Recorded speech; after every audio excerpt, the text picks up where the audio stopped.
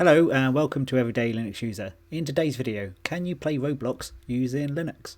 Well, I'm using Pop! OS and I can assure you, yes you can.